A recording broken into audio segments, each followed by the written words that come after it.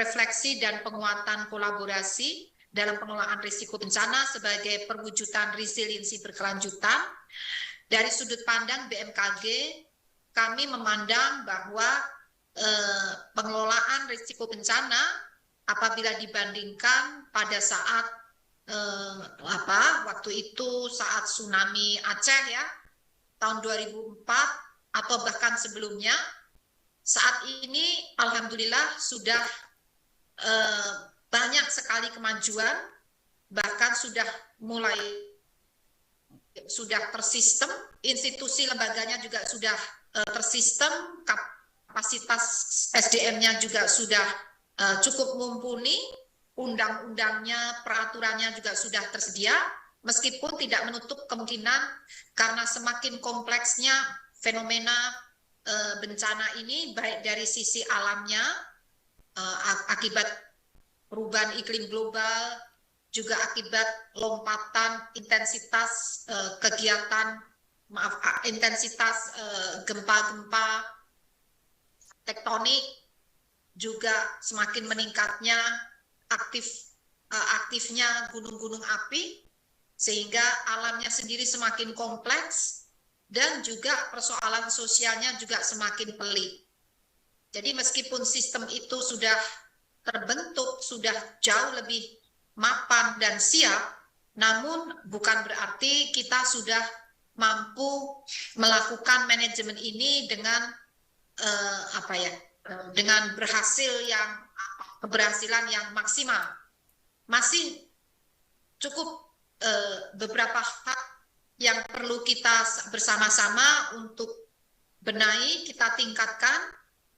Misalnya dari sisi aspek teknologi, kebetulan BMKG ini kan menangani info dini, informasi dini, peringatan dini, tentunya sangat bergantung pada teknologi, sehingga kami tetap terus berupaya meningkatkan lompatan teknologi yang ada.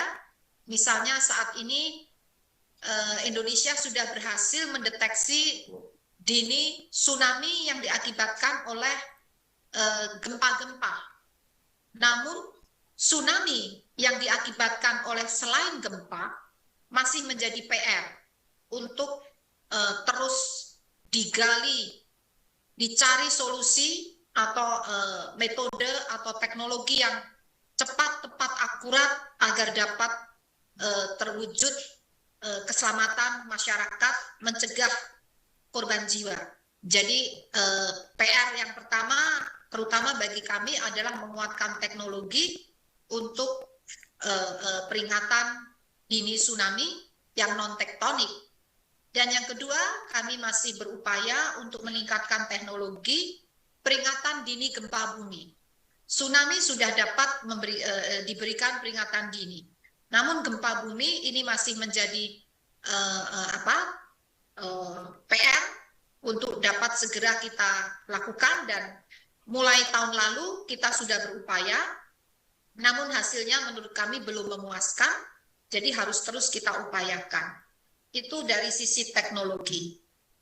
Kemudian juga tantangan berikutnya adalah dari sisi akses data. Karena data yang diperlukan untuk memonitor peringatan dini tsunami, sumber datanya berada di beberapa lembaga. Nah, akses data ini belum semudah, secepat yang kita harapkan. Meskipun ini sudah era digital, era Internet of Things, namun kendala itu masih harus kita urai. Dan kita tetap terus berupaya untuk mendapatkan akses data dari lembaga selain dari BMKG.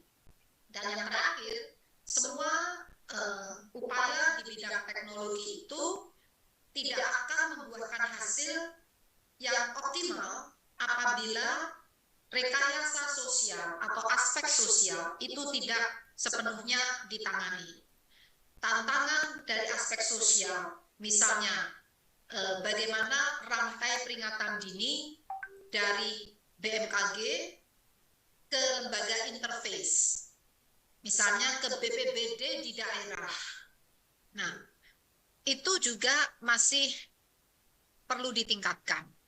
Karena ternyata peralatan atau sistem peringatan dini yang sudah terpasang di daerah, saat kami inspeksi, saat kami kunjungi, masih ada peralatan itu yang ternyata tidak dipelihara, tidak difungsikan. Sehingga apabila sewaktu-waktu kami memberikan peringatan dini, ternyata tidak sampai karena alat yang kita berikan tidak dipelihara, tidak difungsikan. Dan tantangan yang terakhir adalah informasi yang sudah sampai di daerah, karena alat-alat yang kami sampaikan sudah berfungsi, dimanfaatkan. Ternyata untuk meneruskan ke masyarakat calon korban di desa-desa, di tepi pantai, itu masih menjadi tantangan. Belum sepenuhnya tersedia jaringan komunikasi yang handal. Jadi informasi dari BMKG ini desainnya hanya sampai di BPBD. Setelah dari BPBD ke masyarakat, itu menurut undang-undang adalah diteruskan oleh pemerintah daerah. Dalam hal ini adalah bisa diwakili oleh BPBD. Nah, poin itu yang belum sepenuhnya bisa terwujudnya. Jadi masih ada kendala infrastruktur di daerah, kendala terutama jaringan komunikasi. Nah, oleh karena itu kami berupaya untuk mencari alternatif teknologi. Saat ini yang paling handal adalah dengan radio masyarakat ya, seperti Orari itu ya. Namun juga karena medannya bergunung-gunung, berbukit-bukit, itu juga memerlukan teknologi khusus ya, yang cukup sederhana, misalnya repeater dan sebagainya. Intinya kita masih perlu untuk mencermati lanjut di poin tersebut, dan itu sangat membutuhkan kerjasama, sinergi dan kolaborasi dengan berbagai pihak demi mewujudkan informasi peringatan dini ini benar-benar diterima oleh individu masyarakat calon korban.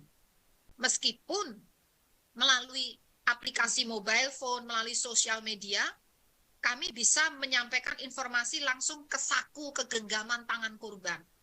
Sebetulnya sudah ada alternatif teknologi digital. Namun sering terjadi apabila terjadi gempa, teknologi digital ini pun akan mati ya, terganggu. Sinyalnya juga terganggu. Nah, itu yang menjadi masalah.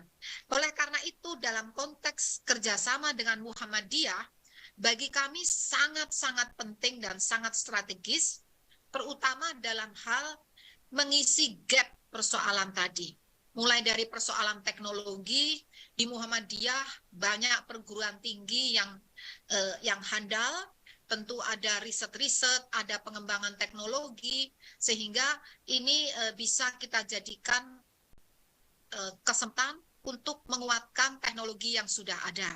Kemudian dari sisi komunikasi sosial, keberlanjutan informasi, Muhammadiyah merupakan suatu organisasi yang sangat luas dan sudah berpuluh tahun, sudah mengakar kuat ya, sehingga dengan jaringan komunikasi yang ada di Muhammadiyah, kami yakin informasi yang barangkali selama ini masih ada kendala di daerah-daerah tertentu bisa menjadi dengan kehadiran Muhammadiyah bisa menjadi bagian dari solusi. Oleh karena itu BMKG sudah lebih dari mungkin sudah 2 tahun ini kami menginstall web khusus untuk multi hazard early warning atau MHEWS, multi hazard early warning system, khusus dibuat untuk seingat saya kurang lebih 2 tahun lalu saat pandemi sudah pernah diinstal di kantor Muhammadiyah di Jakarta kalau tidak salah. Nah, mari kita manfaatkan apa yang sudah kita miliki bersama melalui kerjasama yang ada, angka tadi persoalan dan menguatkan sistem informasi gempa bumi dan peringatan dini tsunami, ataupun sistem informasi dan peringatan dini cuaca ekstrim, iklim ekstrim. Nah, juga kami beberapa kali juga melakukan kegiatan peningkatan kapasitas SDM dengan Muhammadiyah dan pernah juga melakukan kajian dan publikasi bersama. Tentunya langkah ini sangat berarti bagi kami dan bagi masyarakat. Semoga ini dapat berlanjut dengan kerjasama dengan Muhammadiyah yang sedang berjalan ini. Terima kasih, demikian yang perlu kami sampaikan, dan selamat melakukan webinar. Insya Allah hasilnya sangat manfaat dan berkah, terutama mencegah korban jiwa dan kerugian akibat bencana